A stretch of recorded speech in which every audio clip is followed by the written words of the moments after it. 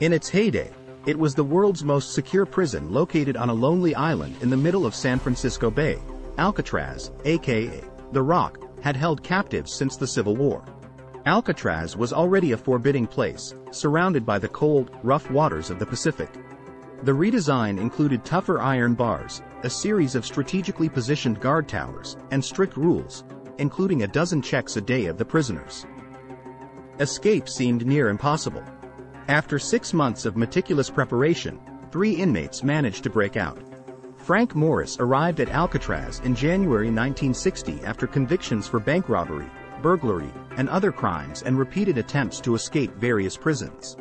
Later that year, a convict by the name of John Anglin was sent to Alcatraz, followed by his brother Clarence in early 1961. All 3 knew each other from previous stints in prison. They were aided by another inmate, Alan West. On June 12, 1962, the routine early morning bed check turned out to be anything but 3 convicts were not in their cells: John Anglin, his brother Clarence, and Frank Morris. In their beds were cleverly built dummy heads made of plaster, flesh-tone paint, and real human hair that apparently fooled the night guards. The prison went into lockdown, and an intensive search began. As the days went by, the FBI, the Coast Guard, Bureau of Prison Authorities, and others began to find more evidence and piece together the ingenious escape plan. They were aided by inmate Alan West, who didn't make it out of his cell in time and began providing the information. When they were assigned adjacent cells in December 1961, they began formulating an escape plan under the leadership of Morris.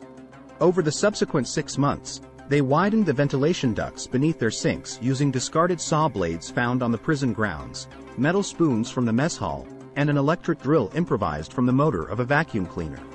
The men concealed their work with painted cardboard and masked the noise with Morris's accordion on top of the ambient din of music hour. Once the holes were wide enough to pass through, the men accessed the unguarded utility corridor directly behind their cell's tier and climbed to the vacant top level of the cell block, where they set up a clandestine workshop. Here, using over 50 raincoats among other stolen and donated materials, they constructed life preservers. They also assembled a 6 by 14-foot rubber raft, the seams carefully stitched by hand and sealed with liquid plastic available in the shops, and heat from nearby steam pipes. Paddles were improvised from plywood and screws. Finally, they climbed a ventilation shaft to the roof and removed the rivets holding a large fan in place. The men concealed their absence while working outside their cells, and after the escape itself, by sculpting dummy heads from a handmade papier-mâché-like mixture of soap, toothpaste, concrete dust, and toilet paper, and giving them a realistic appearance with paint from the maintenance shop and hair from the barbershop floor. With towels and clothing piled under the blankets in their bunks and the dummy heads positioned on the pillows, they appeared to be sleeping. On the night of June 11, 1962, with all preparations in place, the men initiated their plan. West discovered that the cement he had used to reinforce crumbling concrete around his vent had hardened, narrowing the opening and fixing the grill in place.